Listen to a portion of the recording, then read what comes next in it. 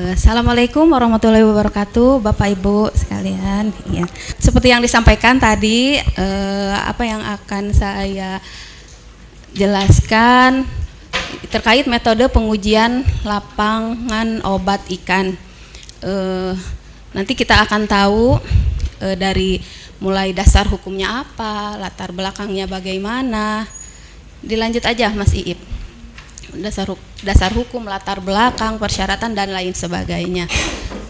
Lanjut. Baik, nah dasar pelaksanaan kita tentunya kita sudah tahu ya bahwa dari Peraturan Menteri Kelautan dan Perikanan nomor 1 2019 tentang obat ikan. Kemudian terkait yang lebih spesifik untuk metode pengujian lapangan untuk obat ikan ini adalah Perdirjen nomor 283 tahun 2001. Nah, di sini mungkin saya akan menjelaskan apa yang ada di dalam Perdirjen ini. Mungkin Bapak Ibu di sini, adik-adik juga yang di belakang, bagi yang sudah membacanya. Nah, mari kita refresh kembali ya. Apa sih di dalamnya? Lanjut. Nah, latar belakangnya ya tentu saja bahwa obat ikan yang beredar di negara kita gitu sebelum boleh beredar itu harus melalui registrasi di tempat kami di KKP. Nah, itu bagaimana? Harus mendaftarkan dulu melalui proses pendaftaran yang kemudian nanti seperti kemarin gitu ya, ada apa? Pemeriksaan dokumen teknis, kemudian ada uji mutu termasuk intinya di dalamnya yaitu untuk membuktikan pemenuhan persyaratan terkait bermutu, berkhasiat, aman. Nah, seperti itu. Lanjut. Nah, kemudian persyaratannya apa?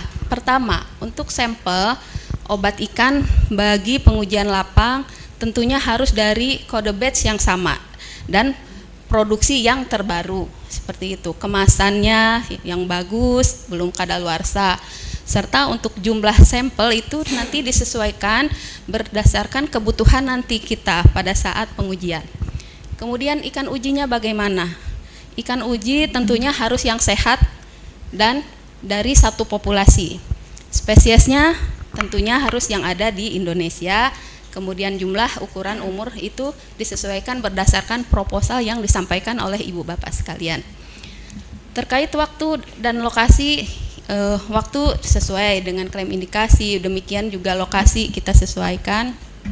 Intinya bahwa lokasi itu harus dapat mencegah penyebaran penyakit dan pencemaran lingkungan. Artinya di sini Bapak Ibu bisa lihat fasilitas kami, insya Allah bisa dipastikan kita ada IPAL yang memang di situ setidaknya bisa sebelum limbah-limbah atau hasil dari uji lapang kita terbuang ke perairan umum, pasti kita ada pengendaliannya seperti itu. Kemudian untuk instansi pelaksana seperti tentu saja di tempat kami berkompeten, sarana prasarana memadai dan mempunyai tenaga ahli kesehatan ikan atau dokter hewan. Ya, kemudian kriteria. Nah, kriteria pengujian lapang. Nah, ada dua. Bisa dilakukan uji lapang atau tidak dilakukan uji lapang. Yang apa sih yang dilakukan uji lapang? Tentu yang pertama itu golongan obat keras. Seperti itu. Misalnya untuk antibiotik. Nah, gitu. Kemudian zat aktif belum pernah ada di Indonesia. Zat aktif di sini misalnya katakan pengalaman kami ada suatu probiotik yang menggunakan bakteri yang memang belum pernah digunakan di Indonesia. Nah, itu wajib diuji lapangkan dulu. Kemudian hasil uji efikasi dan keamanannya belum dipublikasikan. Nah, seperti ini. Jadi, ketika Bapak Ibu mempunyai suatu produk, itu hasil uji efikasi dan keamanannya itu wajib dipublikasikan. Gitu. Kalau belum, tetap harus dilakukan uji lapang. Nah, terus yang tidak dilakukan uji lapang apa? Jika hasil uji lapang ini telah dipublikasikan dalam jurnal dalam kurun waktu 10 tahun, tetapi di situ kita perlu adanya tambahan uji lapang. Misalnya dari persyaratan itu, oh ternyata misalnya untuk withdrawal time-nya belum ada. Nah, itu wajib diuji lapangkan. Lanjut Pak Ip. Oke, nah kriteria pelaksanaannya bagaimana? Pertama, ada yang dilakukan di kami, di instansi pelaksana, atau di tempat pemohon, seperti itu. Kalau di tempat pemohon itu ya berarti harus dengan supervisi dari kami. Nah kriterianya bagaimana? Gitu, kalau bisa di instansi pemohon. Pertama, jenis obat itu hanya obat bebas terbatas dan obat bebas. Kedua, supervisi dilakukan selama 3 kali, mulai dari persiapan, pelaksanaan, sampai akhir pengujian. Lanjut. Mekanismenya seperti ini, mungkin Bapak Ibu sudah tahu ya, hampir sama. Pokoknya mulai dari pemohon mengajukan proposal, kemudian kita evaluasi, itu, nah terus bisa dilakukan. Setelah hasil evaluasi kita akan tahu, dan hasil kesepakatan akan misalnya dilakukan di tempat kami di instansi pelaksana bisa, kemudian misalnya akan dilakukan di fasilitas pemohon, otomatis berarti kita harus tahu kondisinya seperti apa, apakah memenuhi persyaratan untuk pengujian uji lapang di situ. Nah kalau sudah oke, lanjut ke tahap berikutnya sampai akhirnya nanti dilakukan supervisi selama 3 kali, dan akhirnya laporan hasil pengujian dibuat oleh kami, seperti itu. Jadi kita melakukan supervisi untuk akhir pengujian itu untuk mengumpulkan seluruh data yang didapat selama pengujian lapang yang nantinya akan dibuat sebagai laporan pengujian lapang yang nanti akan disampaikan ke KKP. Lanjut. Nah ini desain pengujian secara umum. Tentu saja dari mulai persiapan wadah, aklimatisasi ikan, sampling awal uji, efikasi dan keamanan. Untuk efikasi ini kita lakukan sesuai dengan dosis anjuran atau dosis yang ada di etiket, kemudian dilakukan uji tantang, setelah itu pengamatan dan pengambilan sampel. Kemudian untuk uji keamanan ada 2. Pertama terhadap ikan, yaitu 2 kali dosis anjuran. Nah untuk keamanan untuk konsumen kita lakukan uji withdrawal time, itu dosis sesuai dengan anjuran. Seperti itu. Tahapan berikutnya sama, pengamatan dan pengambilan sampel, kemudian pengolahan data dan pelaporan. Lanjut. Nah, tadi itu tentunya seluruh kegiatan yang dilaksanakan harus dapat dipertanggungjawabkan secara ilmiah. Nah, untuk kelompok perlakuan, efikasi dilakukan 3 kali ulangan, baik itu kontrol atau perlakuan. Sementara untuk uji keamanan cukup 1 kali ulangan saja. Nah, untuk metodenya pengujian apa saja? Nah, di situ ada parameter umum, ada khusus.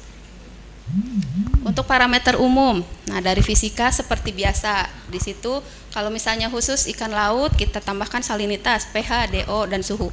Sekurang-kurangnya 1 kali sehari kita uji. Kemudian yang kedua untuk parameter kimia ada amoniak, nitrit dan H2S, sekurang-kurangnya 1 kali seminggu. Kemudian parameter khususnya apa? Pada uji efikasi ini untuk sediaan probiotik apabila klaimnya itu meningkatkan pertumbuhan dan atau daya cerna pakan, maka di situ kita harus lihat SGR-nya serta FCR-nya. Kemudian kalau menghambat pertumbuhan patogen pencernaan, tentunya kita harus melihat jumlah patogen yang ada di saluran pencernaan. Kemudian klaim memperbaiki kualitas air. Nah, selain yang tadi disebutkan, ada tambahan lagi, misalnya ada fosfat, ada nitrat, ada tom, sekurang-kurangnya 2 kali seminggu. Kalau tadi kan 1 kali saja ya, 1 minggu.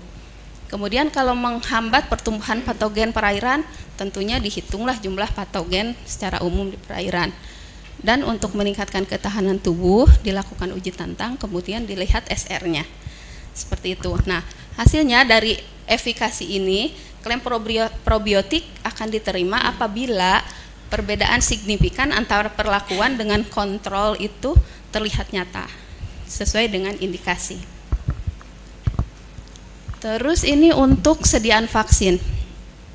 Yang dilakukan pertama untuk nilai titer antibodi menggunakan antigen master seed vaksin, kemudian uji tantang menggunakan patogen target yang memang harus patogen target yang ada di Indonesia. itu dengan dosis LD15. Kemudian untuk nilai relatif persen survival menggunakan metode injeksi. Klaim vaksin diterima apabila nilai titer antibodi kelompok perlakuan lebih tinggi secara signifikan dari kelompok kontrol. Kemudian nilai RPS dengan metode injeksi sekurang-kurangnya 60%, sedangkan untuk vaksinasi dengan perendaman oral sekurang-kurangnya 50%. Itu. Kemudian untuk sediaan farmaseutik antibiotik, kita biasanya melakukan uji pendahuluan, yaitu pengujian sensitivitas antibakteri, antimikrobia secara in vitro. Nah, otomatis hasil ujinya harus sensitif. Kemudian uji tantang hampir sama menggunakan patogen asli Indonesia dengan LD15. Waktu pemulihan penyakit kita lihat sampai tidak ada gejala klinis, kemudian kita lihat mortalitasnya dan SR. Perlakuan uji tantang berhasil jika ikan tidak bergejala klinis atau tingkat kematian lebih rendah dibanding kontrol positif. Sedangkan uji farmakokinetik dilakukan selama pengobatan terhadap kelompok pengujian withdrawal time. Pengambilan sampel 5 kali pada organ target pada pagi hari 1 atau 2 jam setelah pemberian pakan. Jumlah ikan untuk pengambilan minimal 10 ekor. Hasilnya bahwa kadar obat ikan dengan organ target minimal sama dengan konsentrasi obat pada saat uji in vitro. Nanti untuk farmakokinetik secara lengkap akan dijelaskan oleh Ibu Ezra. Kemudian untuk metode uji tantang, desain perlakuan seperti tadi yang sudah disampaikan seperti ini. Kemudian penggunaan patogen target asli Indonesia, dosis LD15 3 kali ulangan. Kelompok pengujiannya ada kontrol negatif, perlakuan kontrol positif. Nah, kontrol negatif itu adalah ikan yang tidak diberi obat dan tidak diinfeksi. Untuk kontrol positif, ikan yang tidak diberi obat tetapi diinfeksi, sedangkan untuk perlakuan, ikan yang diberi obat dan diinfeksi patogen. Perlakuannya bisa dikatakan berhasil jika ikan sudah tidak memperlihatkan adanya gejala klinis serta kematian lebih rendah dibanding kontrol positif. Untuk pengujian keamanan terhadap ikan, kita melakukan dengan 2 kali dosis anjuran. Analisisnya kita melihat pemeriksaan klinis serta analogi patologi anatomi pada organ ikan sekurang-kurangnya dari 10 ekor ikan uji. Pengujian keamanan ikan diterima jika tidak ditemukan perbedaan klinis dan patologi anatomi pada kelompok uji dan kelompok kontrol. Terus untuk konsumen khusus antibiotik berarti kita menggunakan pengujian withdrawal time ya Bapak Ibu. Jadi jenis ikan sekurang-kurangnya harus mewakili famili. Kemudian kontrol kelompok pengujian itu ada kontrol, ada perlakuan. Dan dilakukan sebanyak 3 kali ulangan pada kelompok pengujian. Nah seperti ini, misalnya pengambilan sampel kita lakukan 5 kali. Sampel pertama kita ambil antara 3 sampai 6 jam setelah pengobatan terakhir. Nah, di situ kita menghitung rentang waktu sesuai dengan klaim waktu henti obat.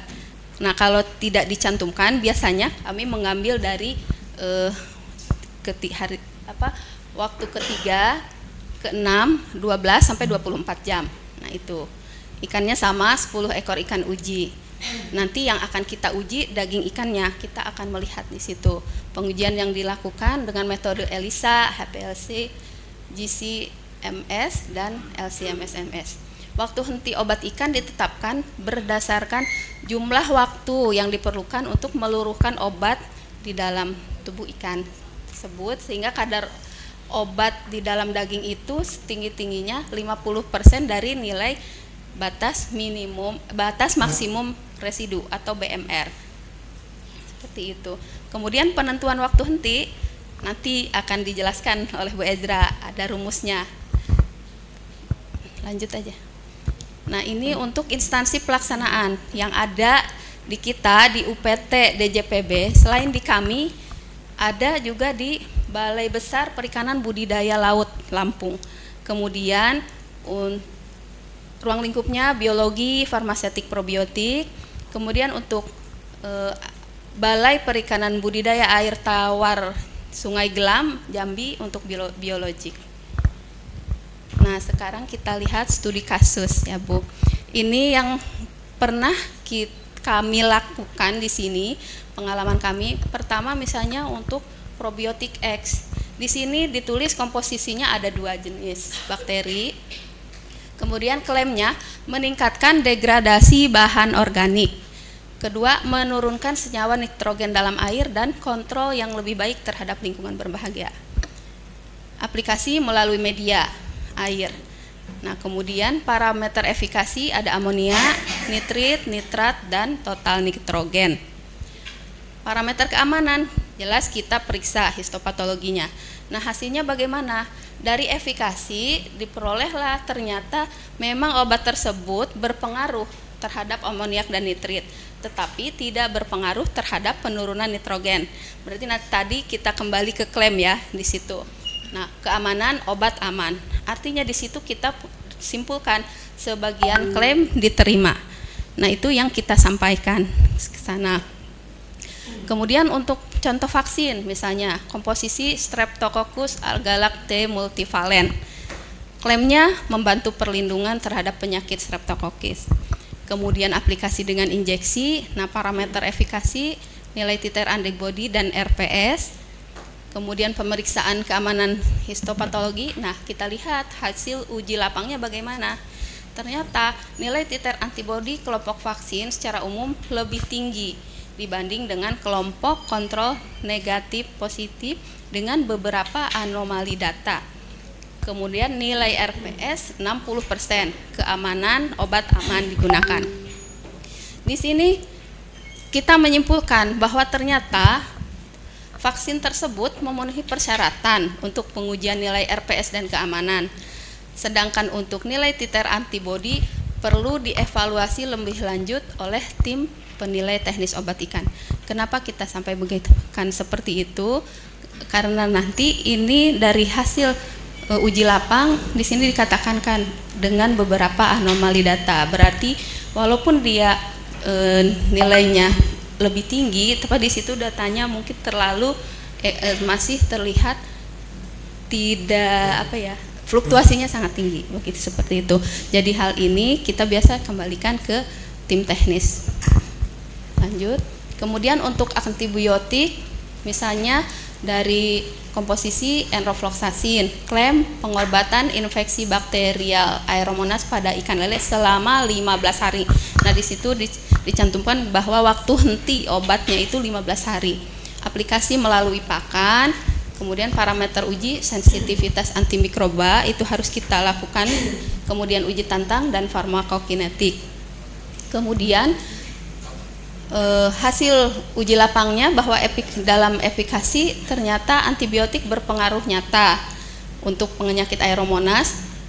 Terus untuk keamanan ternyata waktu henti obatnya itu 16 hari. Kalau tadi kan diklaimnya 15 hari gitu ya.